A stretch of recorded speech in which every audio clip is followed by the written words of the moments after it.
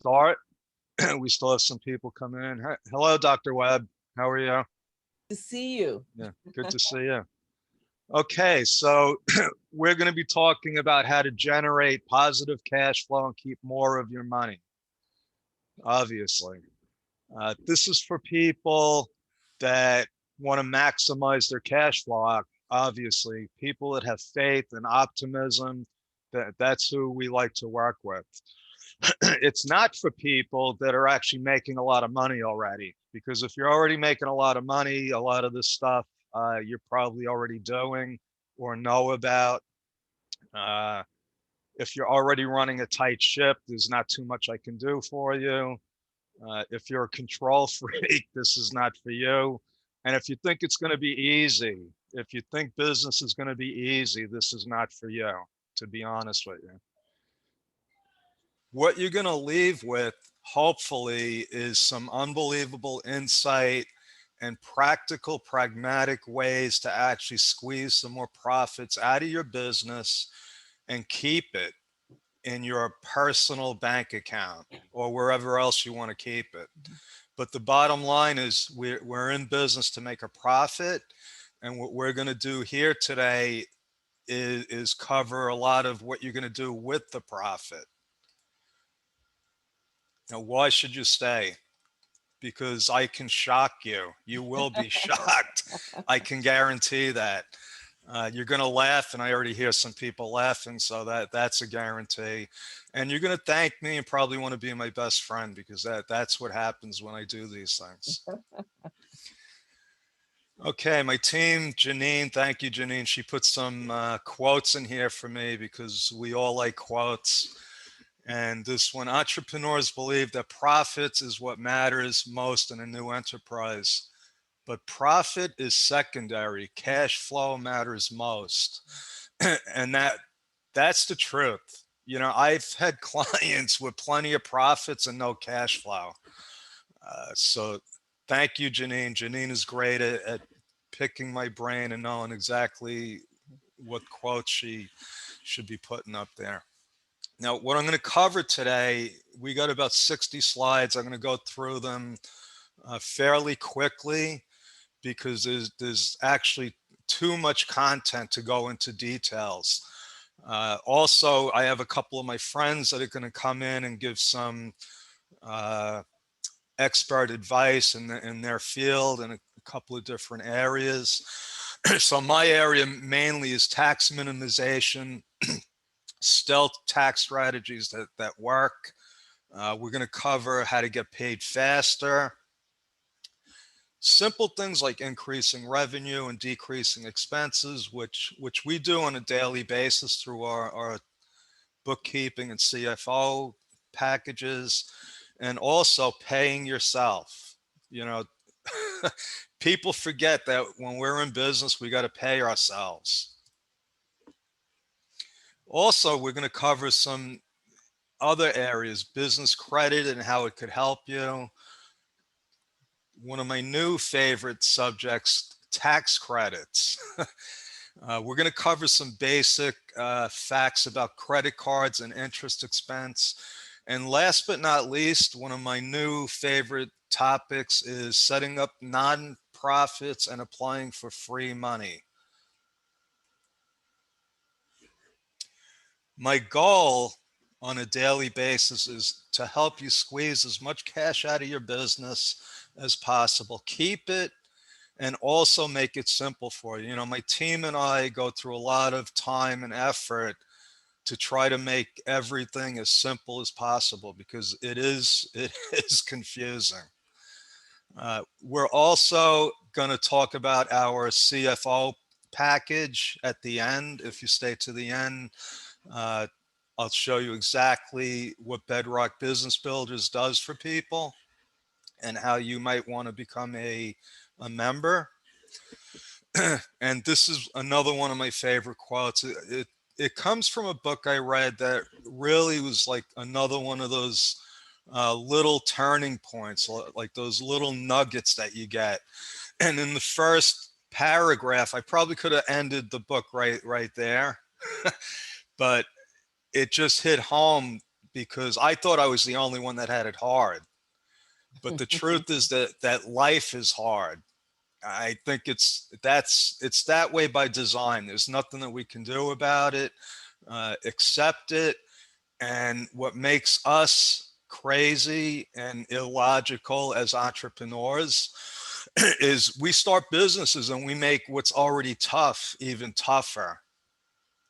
Okay, because just being in business, and I know a lot of you know this already, it's not easy. And I am the Superman CPA. And I want to thank Janine for that little caricature.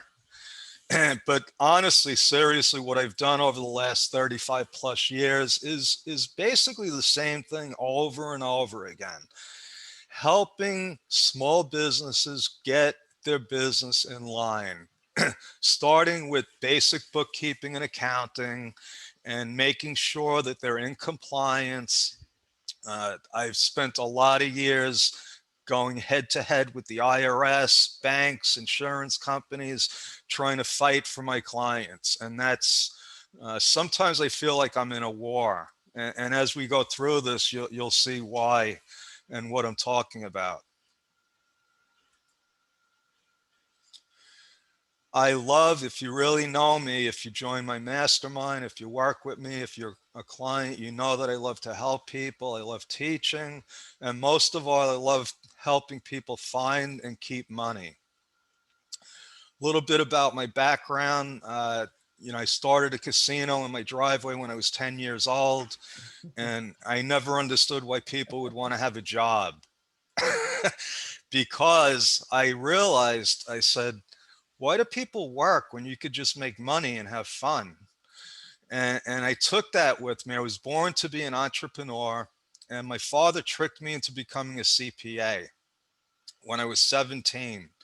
He pointed to some guy at a family picnic and he said, "That guy is a CPA." And I said, "That's great, Dad. What do they do?" And he said, they run businesses.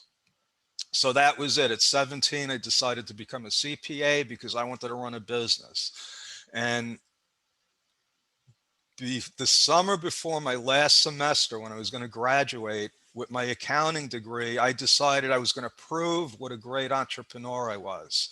So I leased an ice cream truck, and I tried to make it as legitimate as possible, meaning that I leased a truck, I signed paperwork, I applied as a sales tax vendor, I kept inventory, I made maps, and I made money, and I spent most of the summer on the beach selling ice cream, and I was in heaven, and that was it.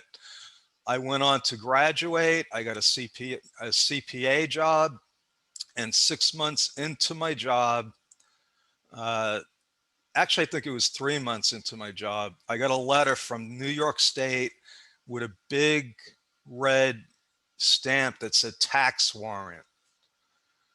And even though I was working in a CPA firm, I had no idea what I did wrong. I thought I was in big trouble, and I thought my CPA career was over. Seriously, for 3 days and nights, I didn't sleep. Uh, and then I got up the courage to ask somebody, what should I do? And it was pretty simple. They said, call the number on the notice and ask them. And all they wanted was a form. They just wanted a form that said, I was an ice cream truck, I didn't collect any sales tax, and I'm out of business. So the solution was simple, but I created this huge problem in my head. And I think that spurred me because for most of my career, I tried to help people not go through that, not have that fear and anxiety of not knowing what to do. And it turned out that is normal. It turned out that business is not like driving an ice cream truck. It turned out that most businesses fail, and I didn't know that. So there's proof all over the place. I don't believe any of the statistics, to be honest with you, just based on my own personal experience. But this one came from Forbes. 8 out of 10 businesses fail. I go more with what my friend John Limbacher said, which is you give businesses enough time, they're all going to fail unless they're a corporation. And we're going to go through that. The truth is that starting and running a business is complicated. It's easy to go out of business because we don't know what we don't know. If you do know what you don't know, if that makes any sense, if you're humble enough to try to find what you don't know by working with other people that do know, this is what happens. You increase your cash flow, you keep more money in your pocket. And sometimes we can make it so you keep your money and you never have to pay taxes again. How would that feel? So through my years of going head to head with the IRS, what I call the machine, I've come up with the conclusion that the IRS is the real problem. It's the IRS and what I call the machine. And I'll explain why. Okay, people that go into business and they have to deal with the IRS, they feel like they go through a shredder. And this is the truth. This is why. The IRS is not here to help us, folks. The IRS is here to police us. Their main function is to collect taxes. Okay, this is the IRS structure. So you know every organization has a structure and they have a mission. So this is the mission of the small business division. Okay, so there's four major divisions of the IRS. We deal mainly with the small business division. And what do? They want to focus on the underreporting tax gap. What is that? That means that people that file returns that don't report all their income or overstate their expenses. Those are the people that they want to audit. Underpayment tax gap are people that filed but just didn't pay. They're in a load of trouble because you're dealing with the largest collection agency in the world. So if you filed a tax return you haven't paid, you're not hiding from them anymore. There is no hiding. And then last but not least, the non-filing tax gap, which is huge. They estimate that over 20 million people do not file their returns. And the IRS is actually has a solution to that. I'm going to show you what it is. The IRS unfairly targets small businesses. Now, when I'm talking about small businesses, let me be clear. There's over 30 million businesses in the United States. Over 25 million of them are still being taxed as sole proprietors. And that's what I'm talking about here. So if you're already incorporated, if you're one of my clients, you don't fall into this. But if you're a sole proprietor, you have a lot of problems because you start out at a huge disadvantage. This is what I'm talking about, folks. This has happened before. In 2008, we had a financial crisis and the government did a bailout. I don't know if you can remember that far back, but they did a lot of the stuff that they did this time. They printed money and they gave it to everybody. And then just by coincidence, a year later, they hired 25,000 new auditors. That was not a coincidence. So this time, fast forward to, COVID and all the money that they printed, this is what we're looking at. They're going to pour $80 billion into the IRS, and they're going to hire 87,000 new collection agency. They're going to double their army.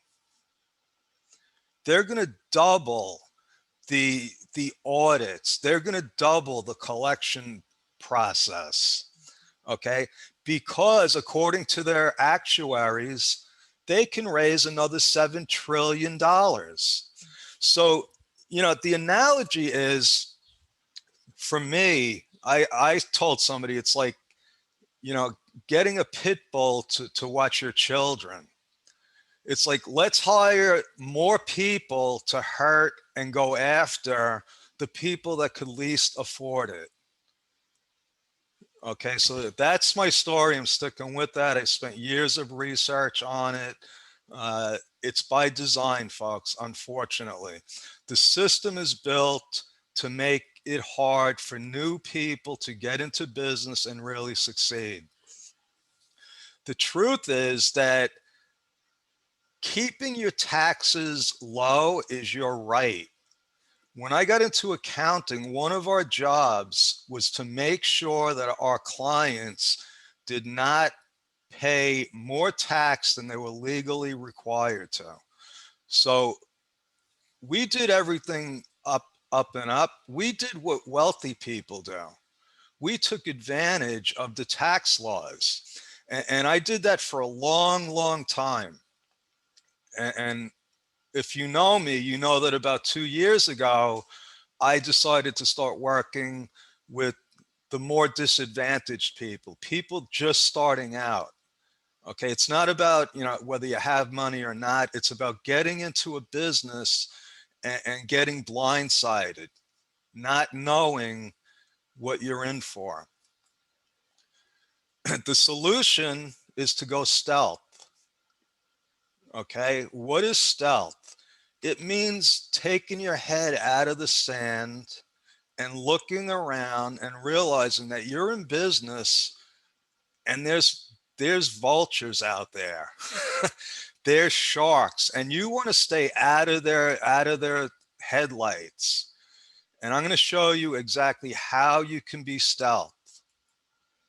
It starts with business structures. And it's pretty simple for me, and I don't know how this topic has gotten so convoluted and confusing for people.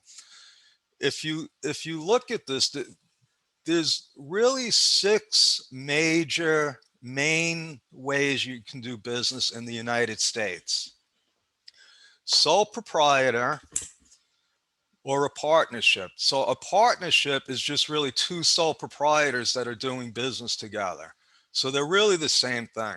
It's an unincorporated entity that comes with no legal protection and no tax benefits. Then you have corporations. Corporations come with limited legal liability. You're protected from any kind of legal action against you personally, unless it's a criminal act or you didn't pay trust fund taxes, which are payroll or sales taxes. But anything else, you're protected, and you get enormous tax benefits by being a corporation.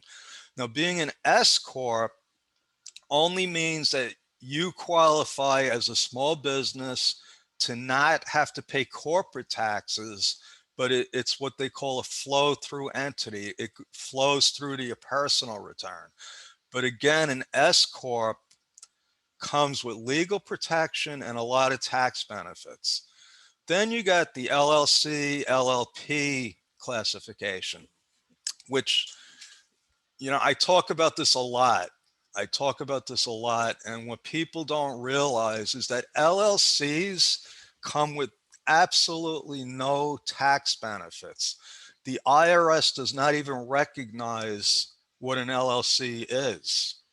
So what do? They call it a disregarded entity, which means you default to one of these things.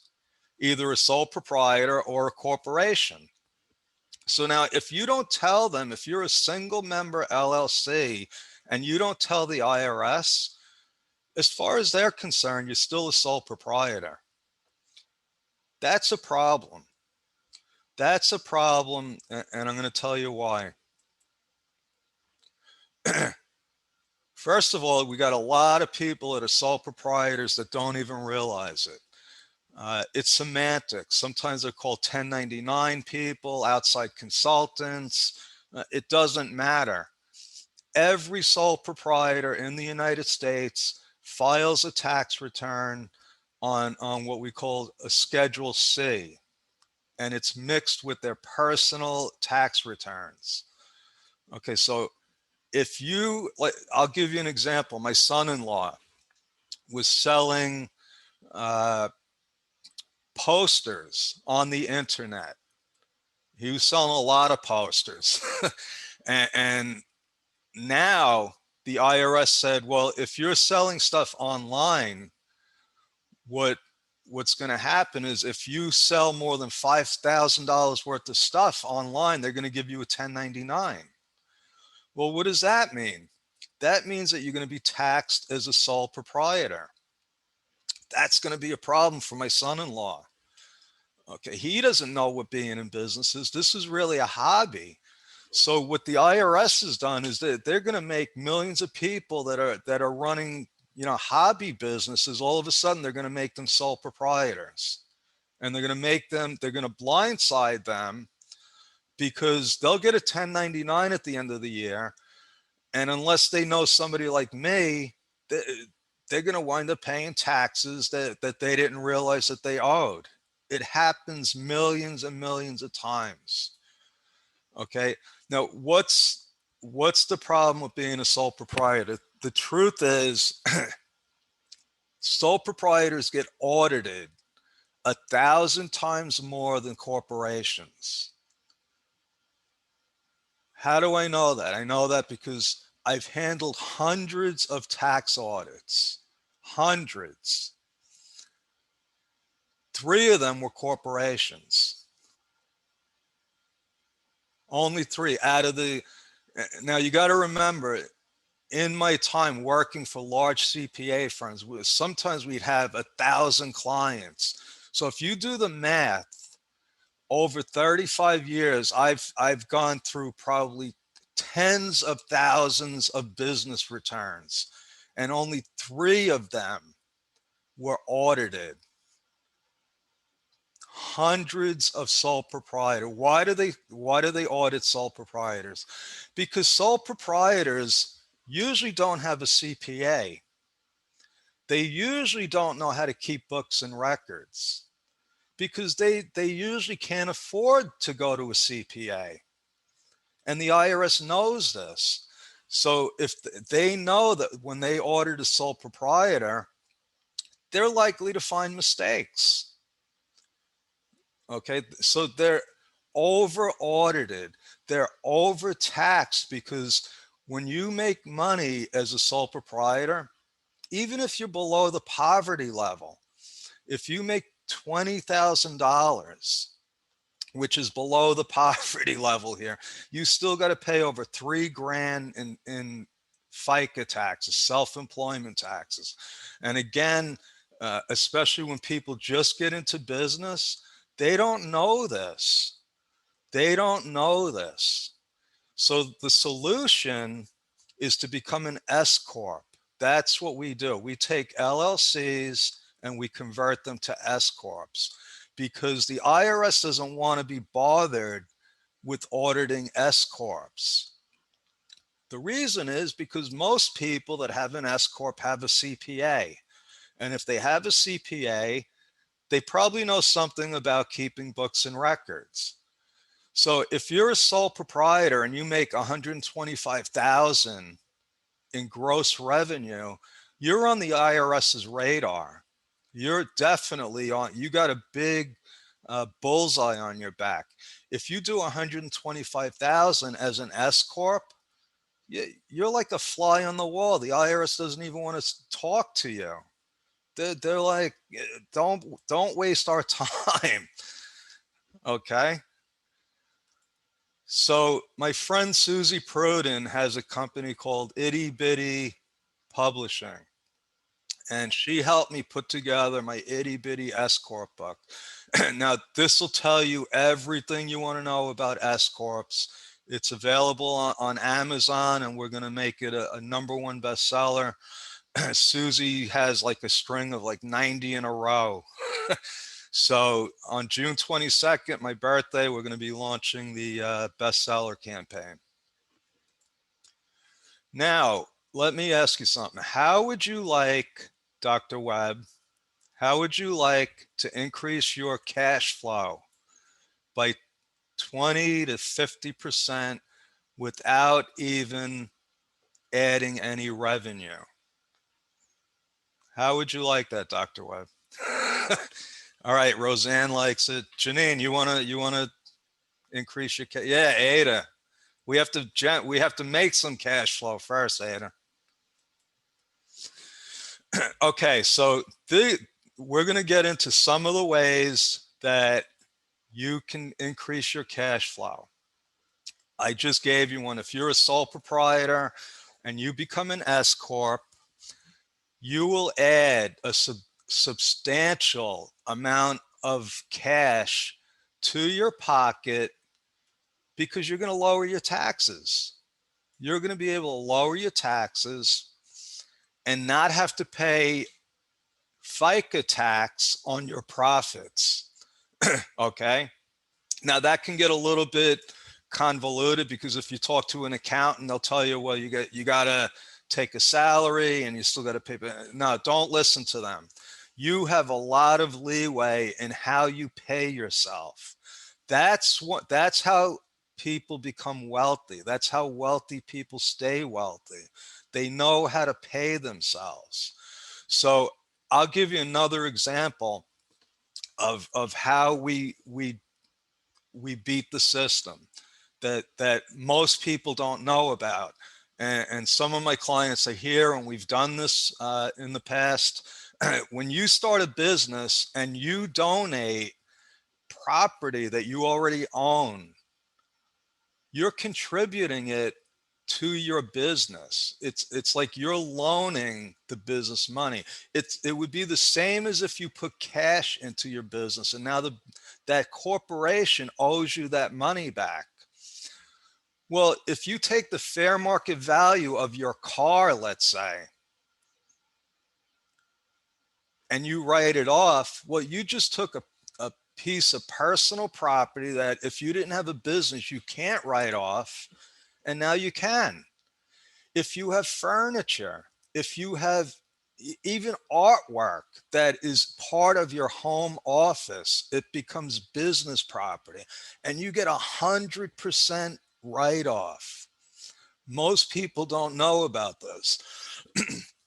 You got a lot of different pension plans. You got every kind of pension plan that you can use with the corporation. If you're a sole proprietor, you have limited pension options. Okay. And also structured entities. When people start really making money, they go from an S Corp and then they start with additional entities. And that's how they don't pay taxes, folks. That legally, they're creating entities with different year ends, and they're just shifting profits around. Some of them shift them overseas, which, believe it or not, you could do that if you want. You could open up a corporation in Ireland and pay like 3%. I mean, that's for people that are really making money. But it's available. And the thing, folks, is that it wasn't always available. It wasn't always available to people that didn't have a lot of money, because you had to know somebody. You had to have a lawyer or an accountant that knew this stuff and had people in the right places. Well, now we have something called the internet, and we have all this knowledge and access to things that we never had before. And unfortunately, the truth is that when it really comes down to it, whatever business you're in, whatever organization you're running, you need to be organized. I asked my friend Craig Duswell to come on, but he's busy doing something. But if you know Craig, he's like off the charts organized. Like if you look up organized, you'll see his picture in the dictionary. If you don't know Craig, he's very successful. He had a career touring with Air Supply and then Guns N' Roses. His job was to keep Axl Rose out of jail. And the funny thing is, he only got that position because of his organization skills. He got hired by Air Supply because they saw how hard he worked and how organized he was. And then he got with Guns N' Roses because the guy that hired him said there's only one guy that could keep Axl Rose out of trouble. So Craig talks about that a lot, about being organized, and I'm going to have one of his friends come on and talk about it. Uh, Once you're organized, you got to know your numbers. Okay, how do you know your numbers? You got to start with basic bookkeeping and a simple budget. This is where we start, people. Let's face it. If you want to increase your cash flow, you got to measure it. There's no way around it. Uh, my friend Elizabeth over there made me realize that you can't. There's not much you can do out there if you don't have bookkeeping. And we're going to go through some of that. And it's probably the last thing that people want to hear, because when people start a business, I don't think bookkeeping is in their top 10 list of things that they have to get done.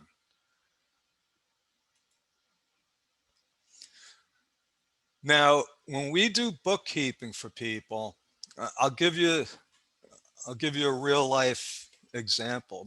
When my mom was doing bookkeeping for my clients, she would tell me that if one of my clients had a drinking problem, because because there was a lot of liquor store purchases, and she knew a lot about my clients, a lot. And then I realized it's because she saw what their spending habits were. So if you want to squeeze money out of your business, you got to look at your spending habits. I have a client that has financial difficulties, let's say major financial difficulties. We did his bookkeeping for 1 year, and in that year, he spent over $18,000 on fast food. McDonald's, Wendy's, 7-Eleven. I thought it was a mistake, but it it was real.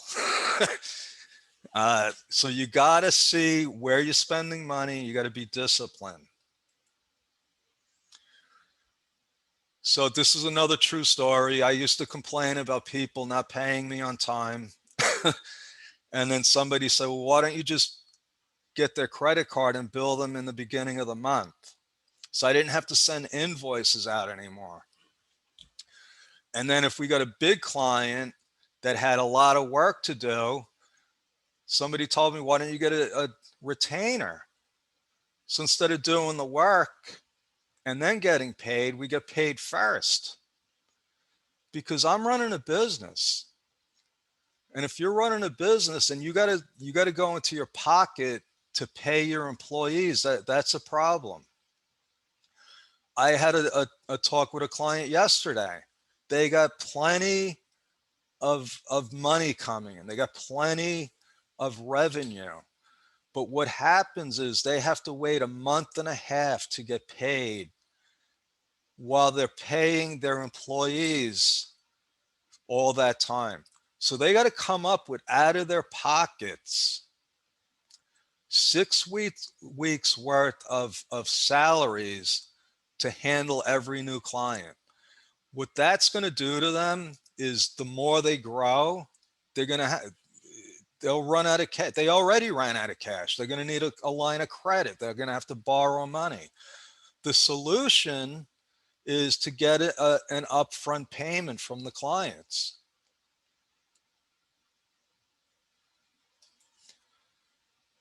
On the opposite end of the spectrum, you want to stretch out your accounts payable. Uh, my One of my friends, Larry Bratton, runs a couple of hotels, uh, and he was telling me a story when he hired an assistant. She was paying bills that in 30 days, she was paying them as soon as they came in. Now that might seem like a little thing, but it's not. It's not when you're running a business. Because if you could stretch out those payments, you're keeping the money in your business. I hope that makes sense. Another thing that can be shocking to business owners, we have a great team, that we have accountants like Tisha and Luz that weren't born and raised in the United States. And I think they've been shocked by our spending habits. And they asked me, like, why do your clients have so many credit cards? Well, because that's the American way. We have to spend money to be Americans. And if you don't have at least 8 credit cards, there's something wrong with you. Okay. And if you pay the minimum on those credit cards, and Dr. Webb is going to talk about money later on, but if you pay the minimum on your credit cards, it's probably going to take you like 80 years to pay it off. The truth is, the way they figure it out is you pay like 1/36 of what you owe. So you pay 1/36, and then the next month, even though it's less, you're still only paying 1/36 of the bill. So credit cards are not good for businesses. Okay, there's the interest adds up uh, exponentially. So again, this goes back to people's spending habits and the how they run their business. Running a business on credit card debt is a really bad way to do it.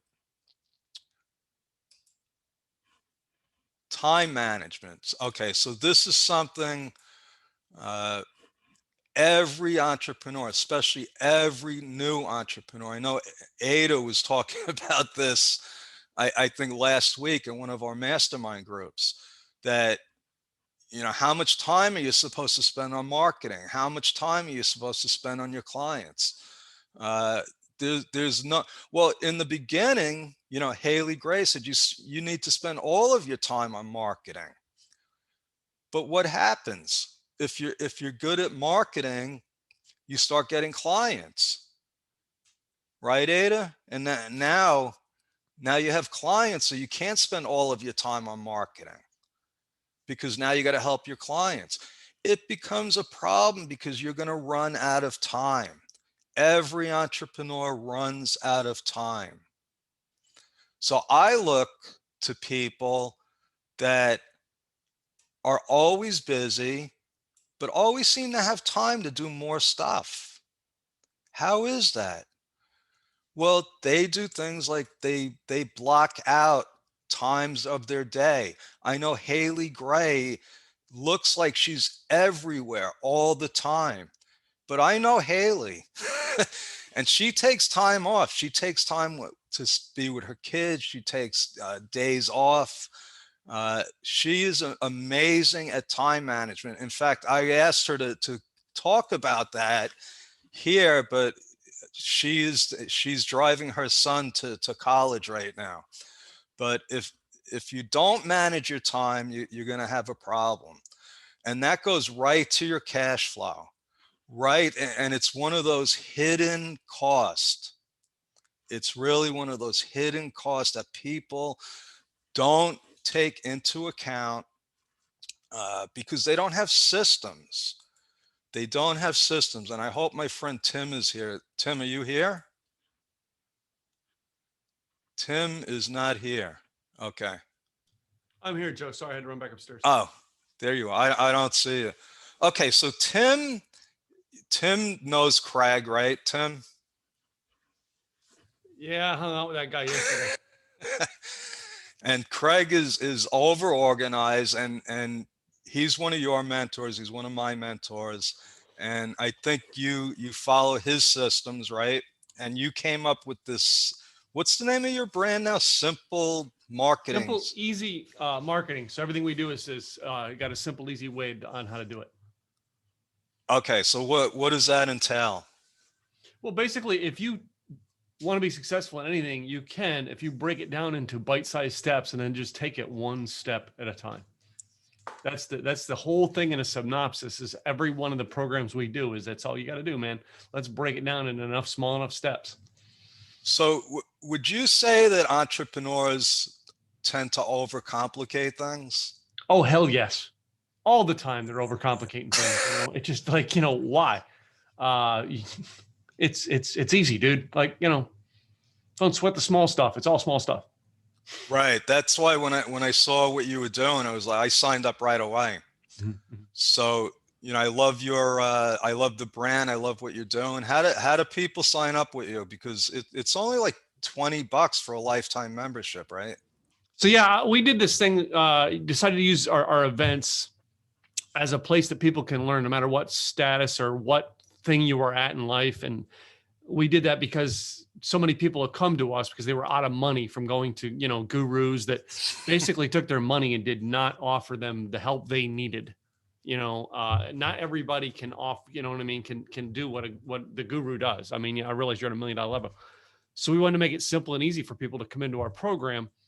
And we started doing virtual events in 2020 with the pandemic. We had been doing live events since 2012, virtual events, and we decided to do it on a monthly basis. We bring in 5 speakers only, take a subject and break it down. 5 different people talk about it.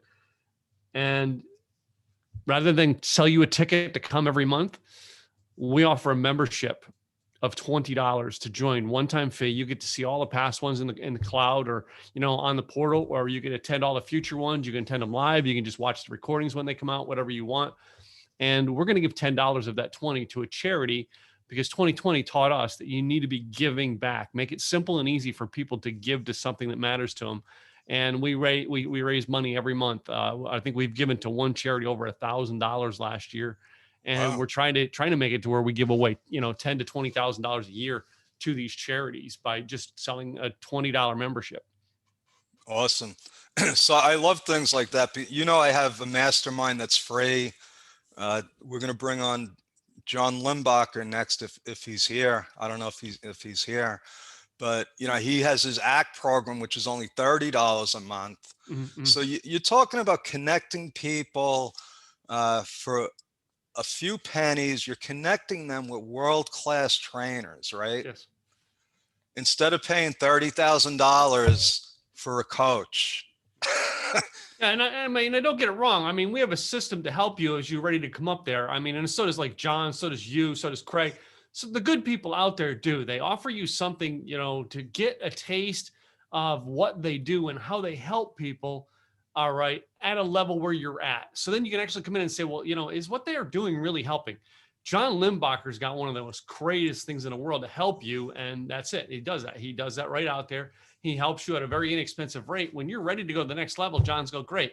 Let me help you by going over here. This is where your next step you need to be. And that's exactly, that's the people you need to tune into, guys. Yes. It's a no-brainer, really. So I don't see John in the room here. I got it. John, are you here? I guess. Oh no. Okay, Elizabeth's telling me now. All right. So I'll just talk about John. Thank you, Tim. You bet. Thank you very much. So my friend John Limbacher introduced me. So in 2016, I signed up for John's ACT program, and it changed my life. It changed my business because he had something called the freedom formula. And where is, I think Randy is here. Randy Powell, are you here? Can you unmute yourself?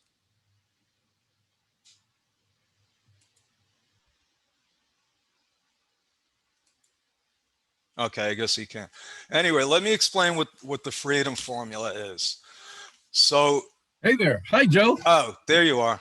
I All had right. I walked away for a quick minute and I heard Okay. my name and I Yeah. noticed it's not spelled right either. Well, whose fault is that? Yeah, I noticed that. So, can you enlighten us about the freedom formula? Oh, absolutely. Can you hear me okay? Yeah. Yeah. Oh, awesome, awesome. Yeah, I had the benefit by the way, of having two things happen recently. I was on Tim's wonderful podcast, and also I hosted my second Envision Success webinar on the 10th of June, and Craig was able to attend that. And what I did was I put the word out there that I wanted to talk to my circle of influence and the people that follow me and clients, and talk about the freedom formula, because it was new when I met Mr. Limbacher as well. It was a concept that I had never thought about. And I came from the corporate world and transitioned into becoming a speaker about 8 years ago, but I got really serious about 4 years ago. And that led into coaching.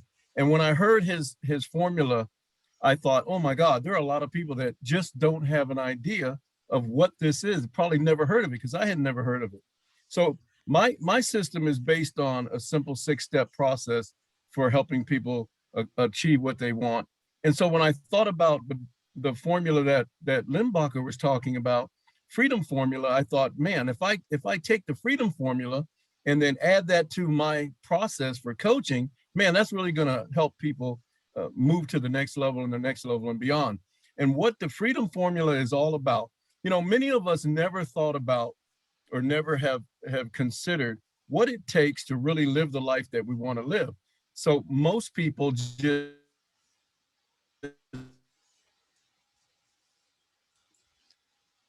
Uh-oh. He's frozen.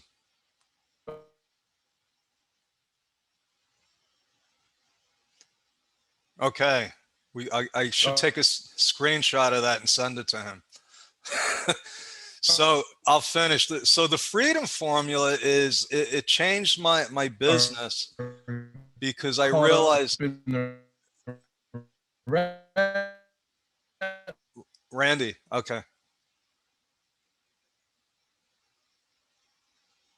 Okay, Randy has technical difficulties. So, Yeah, it looked like I must have froze up. okay, yeah. So the freedom formula, what it is, you got to, you want to finish, Randy? Okay, I guess not. So the freedom formula, Yeah, something really crazy is happening there. I don't know what that was. Can the, you hear me okay? yeah, that's okay. I'll finish it up. But the freedom formula made me realize that there was no way I was ever going to be free running the kind of practice that I was running. Okay, because it all depended on me. Even if I had employees, there was just no way I was going to be able to scale that business because the numbers just didn't add up. So I had to, you have to actually fill in the numbers. You got to say, how much do I need so that I don't have to work anymore, or I can work by choice? And it just, it didn't add up running a typical CPA practice. So that was what, 5 years ago, and I had to pivot. I had to change my business model, and there was still no way I was going to be free. There was still no way I was going to be free. So I had to figure out a way to scale my business, to make it so where it didn't have to run with me. And the only way to do that was to hire team members, people like Elizabeth, Luz. I have a great team. And then I hired a coach. I hired Larry Broughton to teach me how to build a business that was scalable. And I think that we're on our way to doing that. And hopefully, according to my calculations, if Elizabeth keeps doing her job, uh, I'll be free in about 4 years. So, and if you want the freedom formula, you can contact me and I'll hook you up with John Limbacher, and you could sign up for his $30 a month ACT program. Also, about a month ago, John sent me a blurb about this. The Americans with Disabilities Act. And he wanted to know if the tax credit was for real. Now, this law was enacted really to help people that were disabled, like let's say in a wheelchair and couldn't get into a restaurant. So if you built a ramp that made it easier to get into the restaurant, you could get a tax credit, and it could be up to $5,000. And it's easy. It's like a couple of lines. And what John wanted to know is he has this software that makes his website, he could make his clients' websites ADA compliant. So guess what? If you make your website ADA compliant, you can get a tax credit. That opened my eyes up to the rest of the wonderful world of tax credits, because let me tell you, there are tax credits galore out there. If you could open up a pension plan, pay your children and your spouse or anybody you want and get a pension credit. Even if you put yourself on the pension plan, you get a credit. Okay. Now, the difference between a credit and a deduction is the credit actually reduces your tax liability. A deduction only reduces your taxable income. So, and then we have what they call refundable credits, which are credits that you get even if you don't have any tax. So if your taxable income is zero, the government will still give you money. The earned income credit is one of them, but there's other refundable credits. So some credits are, if it's not refundable, that means it only goes against your tax liability. But if you have no tax liability, you can carry it forward. This is what wealthy people do, folks. They take advantage of these credits. Uh, a couple of weeks ago, there was an article that listed the top 25, the wealthiest people in the world, the top 20, no, the 25 wealthiest Americans. And they showed how much they paid in taxes compared to their net worth. Well, one of them, I forget which one, but I think it might have been Jeff Bezos in 2011 actually qualified to take a $4,000 child tax credit. Okay. Because they know how to use the tax code. Energy credits. There's research and development credits. John asked me, he developed the software, spent a lot of money on it. I'm looking into it. If that's eligible for a credit. So, and then you also have state and local tax credits. So it's a moving target. It's a moving target. And there, especially now, there's all kinds of new tax laws coming out that want to help people that were affected by COVID. So that's another part of my story that I'm sticking with. And right now I want to introduce my friend, Dr. Elnora Webb. How are you, Dr. Webb? You have to unmute I yourself. am honored to be here. I am doing Thank you. very well. I'm still vertical Yes. and fortunate. Good to you, see you. you look wonderful. I appreciate you taking the time out and being here with us. And wait, let me see. Did I get this up here? Okay, so you're going to talk about fun things like the rule of 72, insurance. But this is what I really want you to talk about. Okay, this really blew my mind away because you got a lot of information packed in a little slide here. So you want to explain what this is? Absolutely. So I'm going to try to do this in a very short period of time. So when you look at this, there are a lot of rules of money, but there are three salient ones. One is how to grow your money. The second is how to protect your money. And the third, and not the least, is how to ensure that you have the greatest tax advantages when your money is to be distributed, right? So the first one we always reference is the rule of 72. And it's a simple rule. It doesn't need to be complicated, like Joe said. Keep it simple, and that is whatever interest you're earning on your money, you divide it into 72, and that's how long it will take for your money to double. So if we take the far left second column, and you see a 29 there and 10,000 associated with that 29, let's assume that it's a family members of yours who's 29 years old. He or she, let's say it's a she was smart. She saved $10,000. She decides she wants to put it someplace so it's not under her mattress, but she wanted it to be secure. So most people put where do they put their money? They put it in the bank. So she put it in the bank, and she was hoping to earn some interest. And that bank is unusual in that they're giving her 1% return. Many banks either give zero or they give 0.000 something. Check your bank, very important. But what is inflation? Inflation today is 5%. A couple of weeks ago was 4.2. So if the inflation is higher than the interest rate of return, you're actually losing money. But let's say she puts it there. You take that 1% divided into 72, it's going to take 72 years for that money to double. Now let's fast forward to the other end where you see 12% return. Well, you do the math, 12% divided into 72, what is that? 6 years to double. That is a smarter investment option because you don't want to literally live all of your life to chase money. Have your money work for you. Let it grow. Let it compound.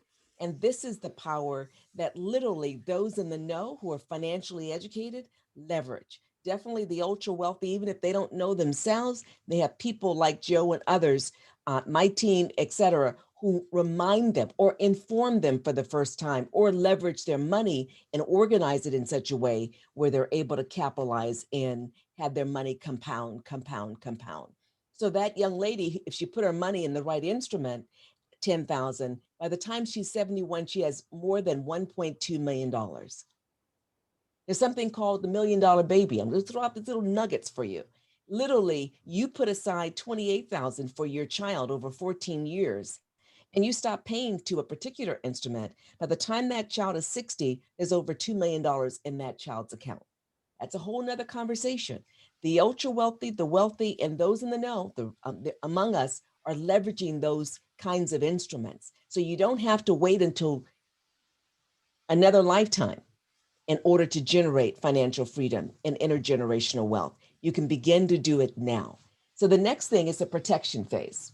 Here's the deal. Most of us know about fix, right? Shake your head if you're familiar with fix. Okay? Number of you shaking your head. Most of us know about variable. So if your money's in an account that's fixed, you're guaranteed you've got security that is going to be a return of 1% to 4% or whatever it is. It's fixed. If your money is in an account that's variable, that's stock market, right? That whether it's stocks and bonds, it's in the stock market, S&P 500, Dow Jones, we can go on and on. And so what does that mean? You have the potential, if you're a risk taker, or even if you're not a risk taker, to be able to ride the beautiful highs. However, you're in a space where you're going to experience some lows and hopefully not crashes.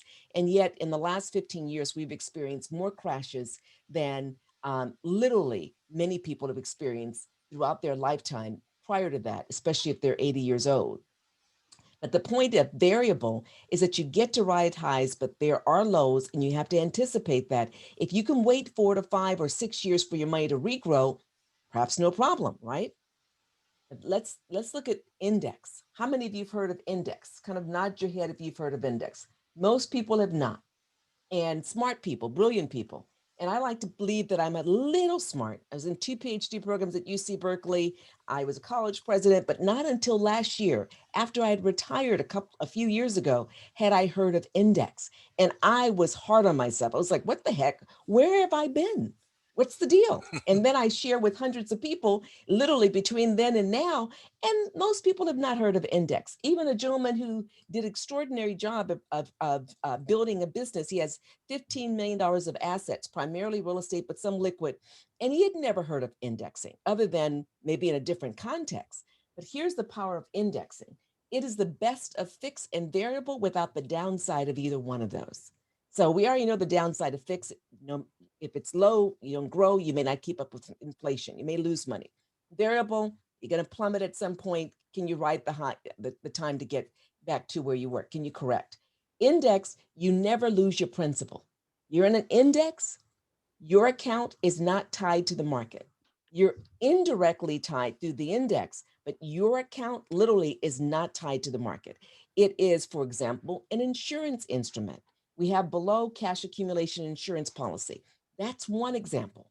Okay. But literally, when the index increases, let's say it increases 12%, and it does that for 6 years, your money has compounded so that 10,000 of the young lady went to 20,000. No loss. But let's say the index actually falls because it's tied to the market. The market plummets. Doesn't matter. Zero is your hero because that is the lowest you will ever go. But if you got the right instrument, like I have an instrument, I know a number of people have instruments where you don't, zero is not your floor. You may have a floor of 0.75 or a floor of 2%, where you have guaranteed growth independent of the index, because that's the way it's constructed. You have a guarantee that your principal is locked in. That's where you have the lock boxes. You continue to lock in as the index goes up. Now, that's the protection phase. So you want to protect your money wherever you have it. And diversified portfolios, some people have a little bit in the bank because they want to access some things. But if they have a family bank where they use an index account, many people who have family banks, they don't even have a traditional bank account. All their money is in an index account that they can access next month, and they don't have to ask any questions, etc. Now the distribution phase. Here's the power. When you look at accumulate, you want to keep it, you want to then protect it. Now you want your money and you want it when you need it and whether you anticipate the need or not. So money gets taxed, right? All money gets taxed, right? Wrong. Some money gets taxed. And if you have it in the right instrument, it may never get taxed. Now, if you're working, yes, you're going to be taxed. When we work, we're taxed. Hopefully it's at a level that is reasonable, that allows us to continue to do what we need to do for our lives, and we're living under our means so we're not stressed out. But let's say we have money that we're earning and it's taxed. Some people like me like to be taxed now. But let's say that you work for an employer, or you yourself have brought on the government offering of a 401k, or you work in education of 403b, or you choose to take advantage of an IRA. Well, those are taxed later. And one of my brothers is in my head. Well, I prefer my 401 and I have a 403b, and I'm going to keep them forever. He never heard of index. When he heard of index, it helped to change his paradigm. But let's stay with the tax later. So when you pull it out, what happens? You're going to pay federal tax. And if you're in a state where there's state taxes, you're going to pay state taxes. So automatically, there's a minimum of 25% likely you're going to pay. Could be 30%, depending upon what the tax rate is at that time, likely to grow. It's a whole nother conversation. And you're going to pay another, whether it's a minimum of 8, maybe 10 or more percent at the state level. 40% is gone, approximately. And then if you take it out before 59 and a half, what happens? You're penalized 10%. That's 50%. So you think you have 100,000, or better yet, you think you have 1 million, and you end up having 600,000 or 500,000. Still not bad. But what if you placed it in a place where literally when you pull it out, you're not taxed? In fact, as your money grow, your original earnings are taxed. You've taken care of that at the front end, but you put it in an account or a product where your money grows, and that growth is not taxed. It's never taxed. Well, that's the possibility of tax advantage. And so when you look at that article or anything related to the work of that group, ProPublica, that came out with, because they got intelligence from the IRS. We don't know who sent it to them, where they were able to look at the wealthiest folks on the planet in this country and determine where they are literally placing their money. A significant portion of their assets are going into tax advantage because they know the tax code. Even if they don't know it, they've got the financial expertise on their end helping them figure that out. And a significant amount of their money goes into cash accumulation and insurance policy. And a lot of what they do, which financial services experts have known for years and have helped them do, especially those who work with the ultra wealthy, is they literally don't play with cash. They don't want an earning. They don't, because they want to get out of the tax process. So they do this thing that we think is generous. They take a dollar in earnings for the year. Well, the previous president did the same thing. So we were like, oh, that must be great. They're just going to work for no, that's to their financial advantage. So they get their money, but they get the money access as loans. You're like, but who wants a loan? There's going to be a cost of a loan. Well, if you structure it right, there's maybe zero cost of a loan. Let's take an index universal life as an example. And I want you to think about it. This is not the full information because I think I've spoken too long, and you can call me on it, Joe. Just pull my coattail by way of Zoom. And I want to give a shout out to Luz. I want to give a shout out to Elizabeth and your team. You've got a remarkable team, and I have to leverage Elizabeth in a way that I have not. So I just want to give kudos to you folks for doing what you're doing. So back to the presentation, my little commercial, but intentional. And that is that if you leverage something like an indexed universal life, what happens? You say you want a policy and you want the cash to grow. And some people are in your ear saying you don't want an insurance policy because you're paying too much and you're paying for the death benefit. You're not going to benefit. Well, that was the old plan. That was term. And that was actually the most expensive policy you can get, whole life.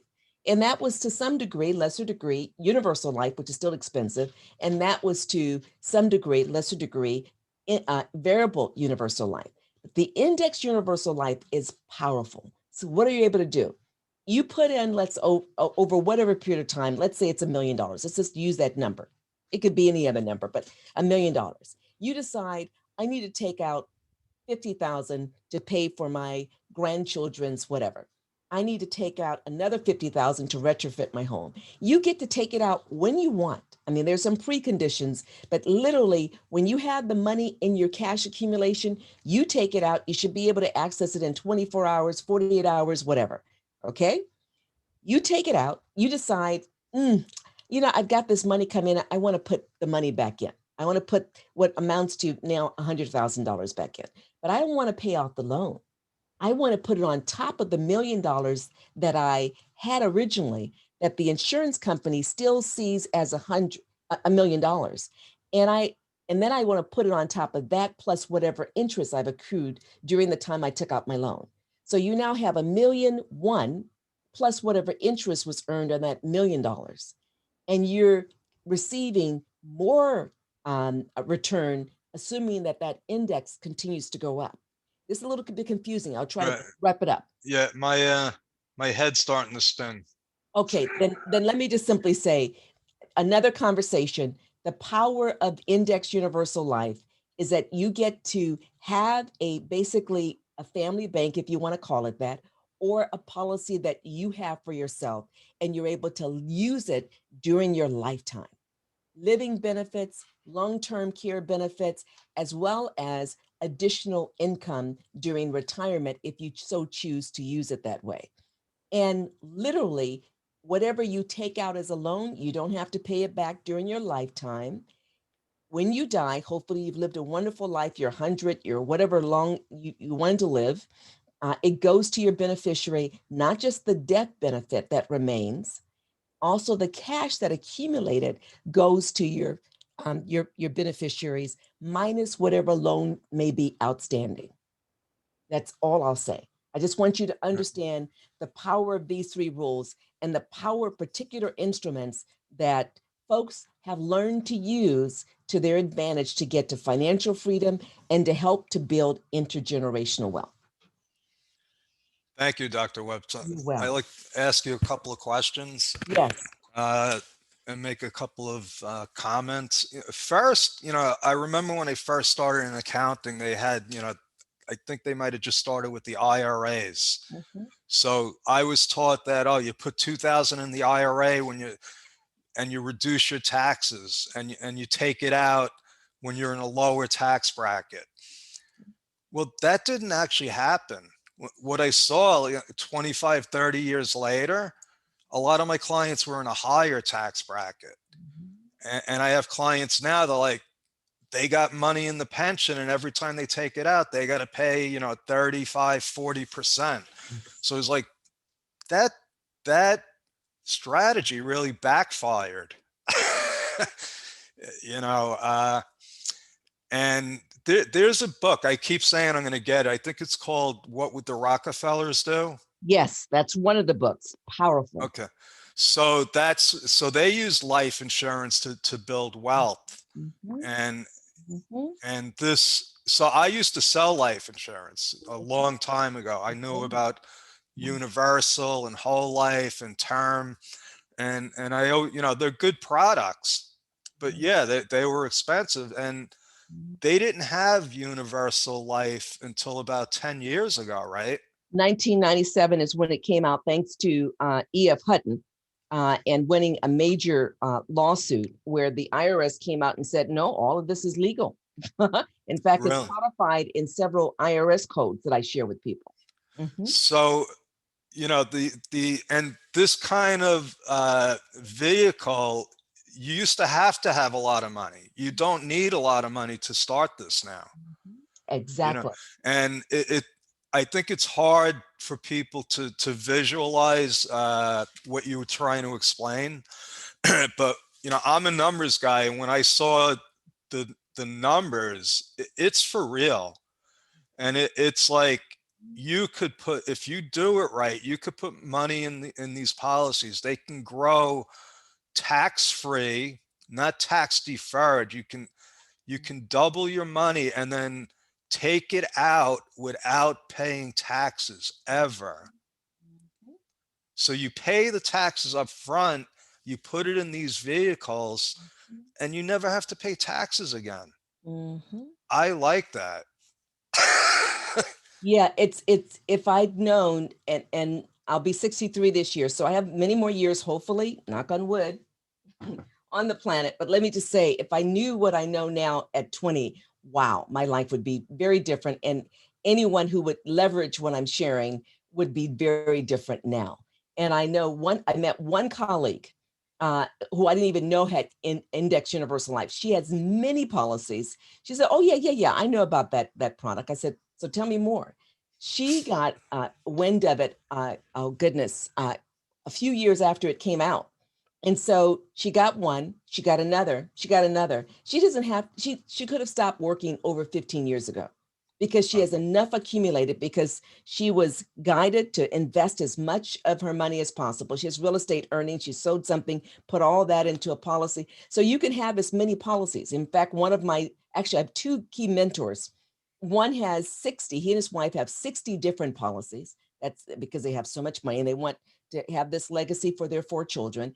And another one, his children and great grandchildren have many policies. And that gentleman is Doug Andrew. You can find his stuff on YouTube all over the place.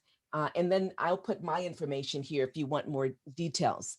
Yeah, can you put your info in the chat, so and then people can download it. So thank you so much, Dr. Webb. I appreciate it, and you definitely opened my eyes up. And I love the idea of not paying taxes ever legally. So, all right. So John Limbacher popped in. How are you, John? I am doing well. How about yourself? Okay. We were looking for you a couple of slides back, Uh-oh.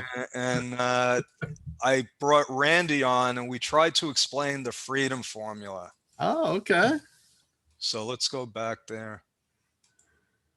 So, you know, this, I told you, ruined my life because I realized that I was going to be stuck and I was never going to be free. So can you explain how you came up with this? Sure, sure. Well, first of all, I want to thank Dr. Webb there as well, because I love the rule of 72. I I think I learned that, God, probably, I don't know, maybe 30 years ago. I was actually introduced to that. And I have tried to get that through the heads of all the young folks around me. And I don't know why they don't get it.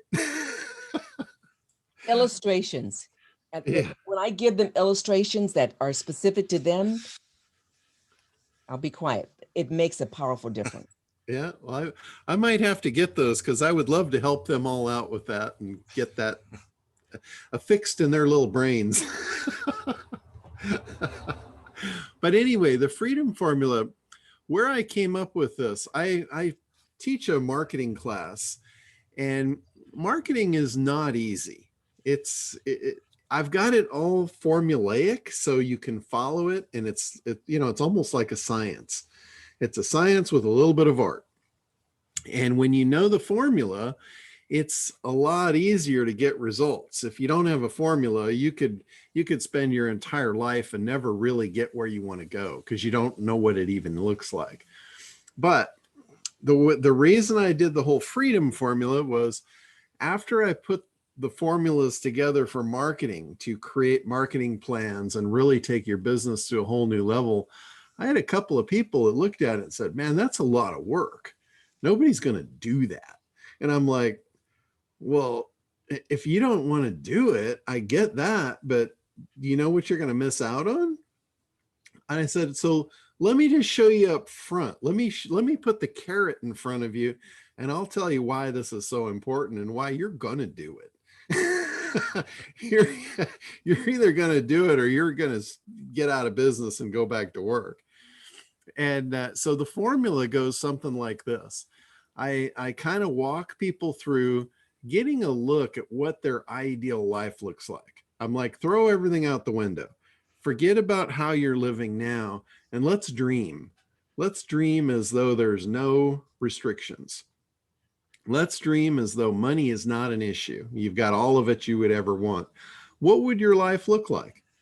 Where would you live? What would you drive? Who would you hang out with? How many times would you go to the masseuse? You know, how would you have a personal chef? What would your life look like? You know, and you take every one of those things and you put a monthly cost to it. And ultimately you wind up with what I call the freedom number. Now that's different than the financial industry. They have freedom numbers like it as opposed to retirement, things like that. Mine's a little bit different. Mine is like, you know, we're dreaming of what your ideal lifestyle is going to look like. And that's what I call my freedom number. And I want it now. I don't want it 72 years from now. So what would my life cost today if I were to live that life? And that's the number you get. And now we take that number. This is where a little bit of math comes in, but it's not that difficult. You can use a calculator, no problem. But you divide that number by the profit in what it is that you sell. Like if you sell a course and there's $100 worth of profit in it, now we know how many you have to sell to live that life. Now, what do you need to do that? You need that marketing campaign that looked like it was a lot of work. Well, now you're going to go to war to get that work done. So that's why I created it. I created it to show how big the carrot is and why it is worth putting that kind of effort into that piece of your business. Because if you don't have a plan of how you're going to move those units, you are probably going to spin your wheels and you're probably going to have a very rough time in business. And things are going to look very expensive. Your advertising is going to look very expensive. Everything is going to look very expensive because you don't know where you're going and you don't know how to get there. So that's kind of in a nutshell. Yeah. I want it now. I don't want 72 years to wait for interest to compound. Although that is great. I mean, I love all that stuff, and I've got all that stuff working for me, but I am lazy as hell and very impatient. So basically, you weren't on when Tim was on, but you did what Tim did, what I do, and it's let's break it down to science. Let's Yeah. break it down to lowest common denominator. And when I did that with my accounting practice at that time, I said, I'm going to be working for my whole life. I'm never going to be free, seriously. So I had to do something. And yes, I'm doing the ACT program. I'm doing the marketing now because I want to be free. Yeah. I mean, the biggest part when you get into the marketing formulas, one of the biggest pieces that trips everybody up, and I think this is where you really banged your head against the wall, like, what the heck am I doing? Was the first part I look at is segmentation. Segmenting your markets and segmenting all the potential people that you could help and looking at them as how profitable is this segment. And then, you don't want to serve everyone. You don't want to Yeah, sell everything, and you don't want to sell it to everybody. You want to pick what is the most profitable thing I have, and who are the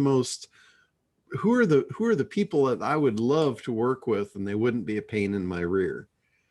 And so that's the segment that you focus on and create a marketing campaign for. and that's why Dr. Webb is a client, Aid is a client. I realized that my avatar was small, the micro businesses. Mhm. And that's because I did the freedom formula. I said I need 1,000 clients like Dr. Webb, and then I'll be free. Yeah, We have like 950 to go. it's all just a numbers game. It is. And the better your marketing campaign, the faster you can grow those numbers, because that's what's going to do it.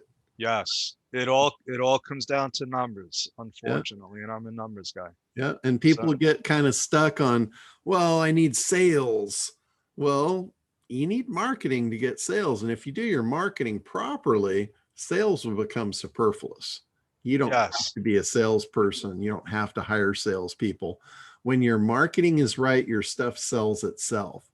I ask people, how many salespeople do you see in McDonald's?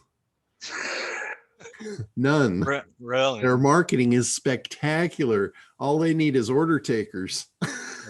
So how do people get in touch with you? I was talking about your ACT program. Can you put that in the chat? Sure. Yeah. Internet Dominators is my site, and I will. You actually have a link, Joe, for the ACT program. Why don't you put that one in? Okay. Yeah. Or if I you have want, to I can find look it up and plug it in there for Yeah, you. can you? I can't Sure. do more than one thing at a time. I will do that for you. Okay. My site is internetdominators.com. I'm gonna look up a link for you guys if you want to learn more about that marketing program we've been talking about, the ACT program. It stands for Analysis, Creation, and Traffic. And that's how I lay the formulas out in that order. And if you do them out of sequence, you're going to have a rough go at this. Like I did. Yeah, I can guarantee it. All right, Big John. Thank you so much. All right. Thank you for having me on. All right. Take care. So let's go fast forward. We're almost done here. Dr. Webb, money. Okay, other people's money, business credit. Let me tell you something about business credit. I always help my clients get credit. I helped them get lines of credit, loans. It was needed. Up until a few years ago, I met a guy named Pat Wally, and he started telling me about business credit. And I actually knew what it was. I just never heard it described that way. And what it is basically you're able to establish credit under your business's tax ID number. See, one of the disadvantages of being a sole proprietor is that everything is commingled. Your business and your personal stuff is all commingled. So if you go for a business loan as a sole proprietor, it's affecting your credit score. So I'll give you one example of business credit, which is a PayPal loan. I don't know if anybody, if you had PayPal, I don't know if they're still doing this. You can actually get a loan under your business name, and it will not go to your personal credit score. So that helps. That helps if you could do something like that, because your personal credit score is important. And you don't want to you just want to stretch your credit out as much as you can, and that is one way to do it. So another way is you can get cards, credit cards under the business name, like a Home Depot card, a Staples card. That helps you build credit. So eventually your business is standing on its own as far as having to get credit. And that's it for the regular stuff. And now what I'd like to do is, oh, here we go. We have some bonus info, and we're going to talk about Ulysses S. Grant. And Elizabeth is going to help me with this because it's actually grants. We want to get free money. Okay, some of my clients started getting grants, and it just piqued my interest. And it turned out that there are tons of grants available. Uh, Elizabeth, can you unmute yourself? Because you know a lot more about this than I do. Oh, yeah. So, hi, everybody. It is good to share time together, eye to eye. I know there's a lot of information that is going on. So, and I don't want to overwhelm you. I think if I came with a warning sign, it would be sometimes too much information, is what people tell me, right? But according to this slide, Ulysses S. Grant died broke. He lost $100,000 after being defrauded by his son's business partner, Ferdinand Ward, which forced him into bankruptcy. Even before that, Grant had a reputation for spending more money than he had. And sometimes business owners, they spend more money than what they have. But ultimately, what you need to do is understand that you have to make money. I have a slideshow, Joe. Can I present my Yeah, slideshow real sure. quick? So I Okay. have to make you a co-host, right? You could make me a co-host, or you could say that everybody could share. It's up to you. There you go. You can share now. Oh, yay.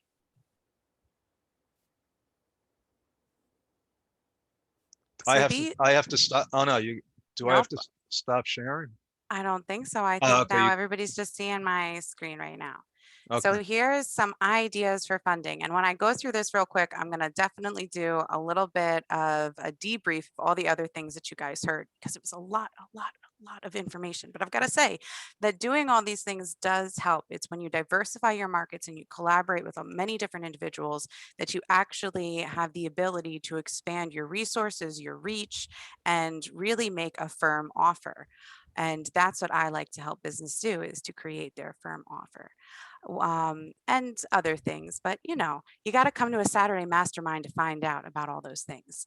When you're going to apply for grants, you want to figure out how you help others and share what you love. You have to get raving fans by helping other people show off the benefits of your service and what you do.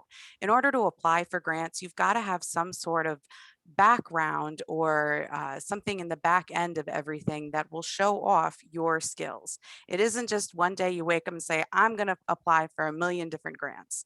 There has to be People have to know, like, and trust you. And there's a way to do that.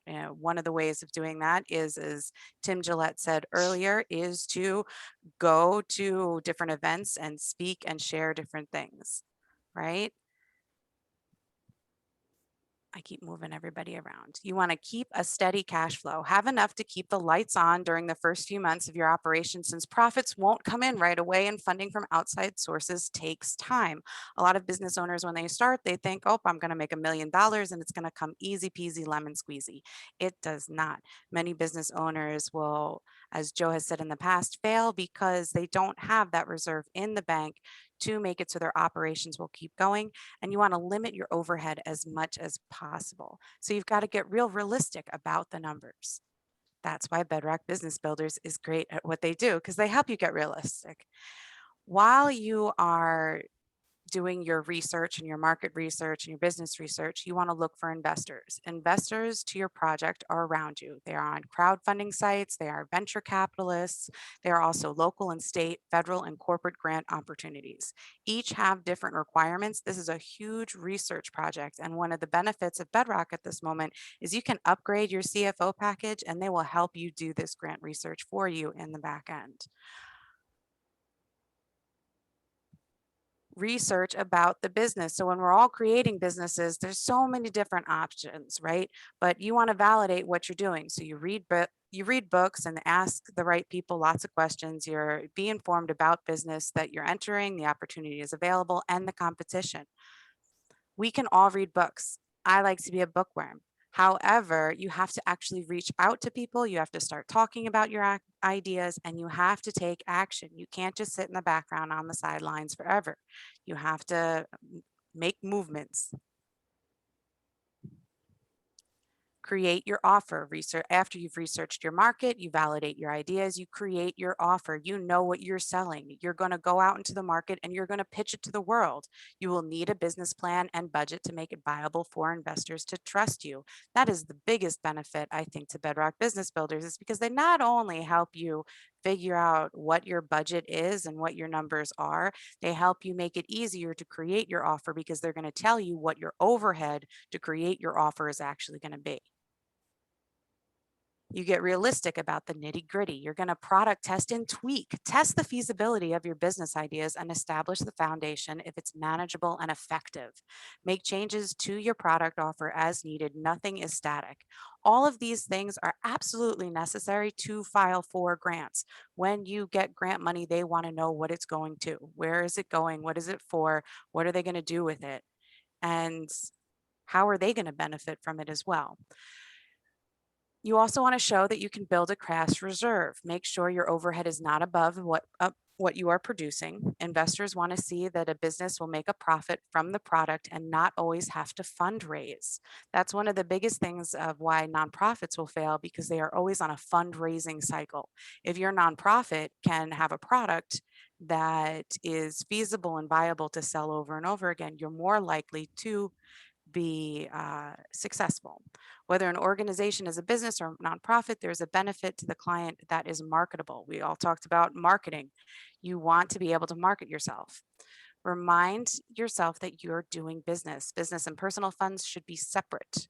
Joe talked about this a lot before, that you can track all of your business expenses and income. Don't overextend your account or credit. Both nonprofits and corporations benefit from boards who help think and act in interests of the company and clients served. That's one of the biggest things that Joe has been doing over time, is he creates those boards. Our friends, our different connections are what make it so our businesses become viable. Now, then I'm going to say that you get the word out there, you connect with your market, right? That's what this is. That's why you come to these events. And then you want to start small before going all out. Businesses and personal funds should take controlled, calculated risk, test new ideas on a small scale, know if it works, and build on what you show potential to make it big for you. Right? So then once you have all of that in the background, you can say, oh, here's a list of potential investors. You have the Community Navigator pilot program. The Community Navigated pilot program offers 1 million to 5 million to nonprofits who provide outreach, education, and training to small businesses in underserved areas. The deadline for this grant is July 12th, 2021. So that's something that's coming up quick, right? So if you don't have all that in the background already set up for yourself, it might not be something that's so viable for you. But one of these things about these grants is that usually rotating over and over and over again, and you'll have another opportunity in order to apply. The other thing that's here is Small Business Innovation Research Program. The SBIR offers grants to small businesses so they can participate in federal research and development with the potential for commercialization. It's a highly competitive awards-based program that helps businesses achieve scientific excellence and technological innovation.